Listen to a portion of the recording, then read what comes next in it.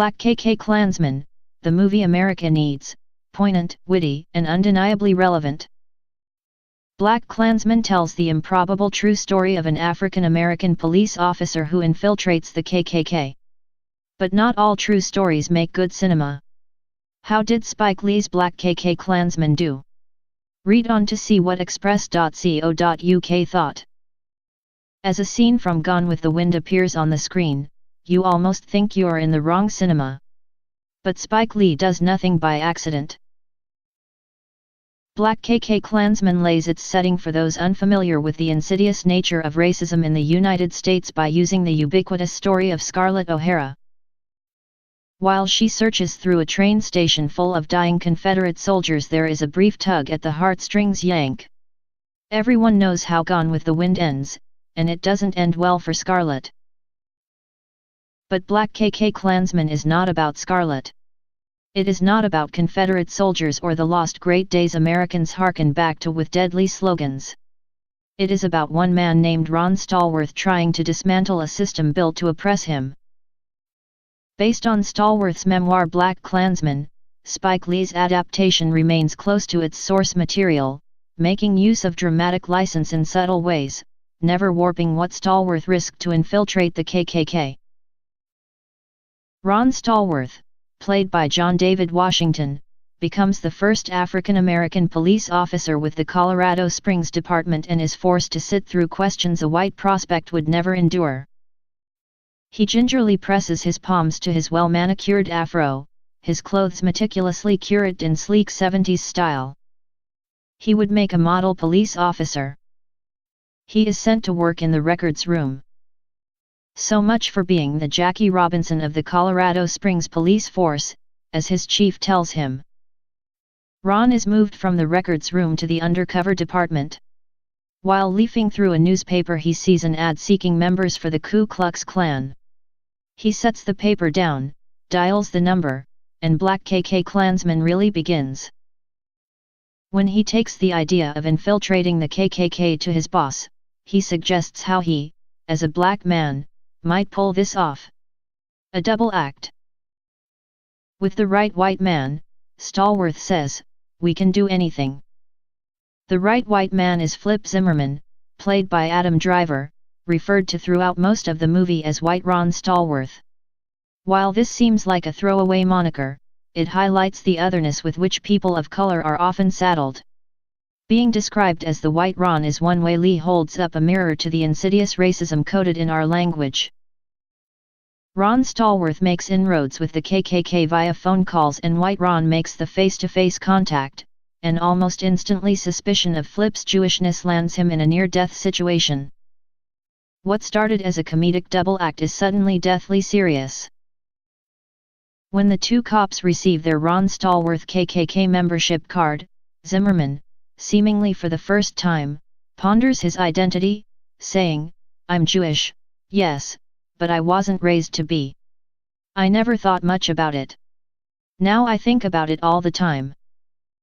As a Jewish American in the audience, this was a reminder, no matter how well you pass, you are under threat. Not as prevailingly as more marginalized groups, but you are nonetheless. It was a reminder that as a Jewish person you have skin in the game. But it is Stallworth who is firmly placed at the center of this narrative, as is the struggle millions of African Americans faced, and face still. Lee's 70s setting may stylus the movie, but it does not make it feel dated. As the undercover cop, Washington moves somehow both effortlessly and belaboredly through the world which, depending on who he is facing, treat him with varying degrees of respect, from plenty of it to downright vitriol, and where Stallworth as a character could have become an archetypal solo man on a mission, a la John McClane, Washington makes him shimmer with conflict, empathy, and passion. While Stallworth is making contact with gun-toting racists from the safety of his office is far from safe.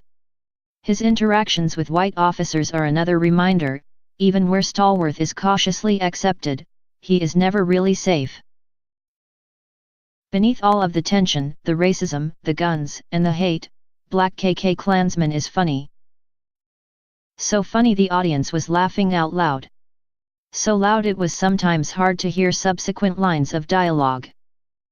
But the humor is not a security blanket, and BlacKkKlansman is a deeply unsettling film not only because it challenges the average WASP, white Anglo-Saxon Protestant, to imagine themselves in the shoes of a person of color, but because it calls white people out directly. As David Duke, Topher Grace, presides over the Colorado Springs chapter induction ceremony, he raises a glass to the men in the room helping to further white America. And white women, too, he says, and the women titter excitedly. White women are a demographic with a bad habit of selling out its sisters of color for proximity to power.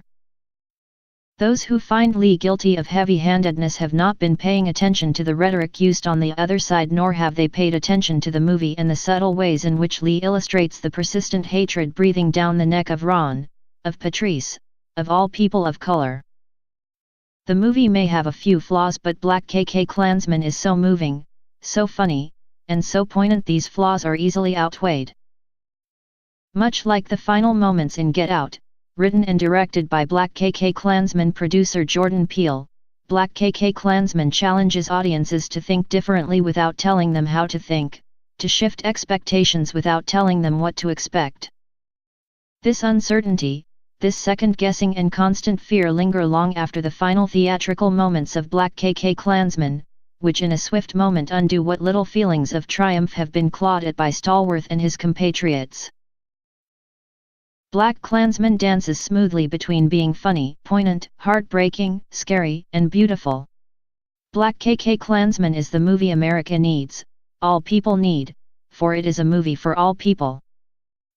During Stallworth's first undercover mission, attending the speech by activist Kwame Ture, Corey Hawkins, the man formerly known as Stokely Carmichael, Ture asks 4 questions: if I am not for myself, who will be?